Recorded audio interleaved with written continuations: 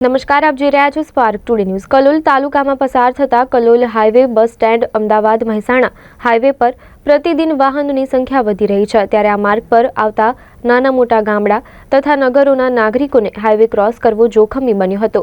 આ પટ્ટામાં અકસ્માતોના બનાવો પણ વધી ગયા હતા। અકસ્માતને લઈને સરકારે આ બાબતને ગંભીરતાથી લીધી હતી। તંત્ર દ્વારા રોડના બ્રિજના બંને છેડે એસ્કેલેટર સીડી વર્ષ 2016માં અંદાજિત 1.14 કરોડના ખર્ચે લગાવવામાં આવી હતી। હાઈવે પર એસ્કેલેટર સીડી બનાવવાનો 1.14 કરોડ ખર્ચ થયો હતો। સીડીની જાળવણી માટે તંત્ર દ્વારા 4 માણસો મૂકવામાં આવ્યા હતા। ત્યારે આજે તાજેતરની વાત કરીએ તો રિયાલિટી ચેક કરતા કલોલ હાઈવે પર એસ્કેલેટર ઘણા સમયથી બંધ હાલતમાં અને શોભાના ગાંઠિયા સમાનમાં જોવા મળ્યું છે।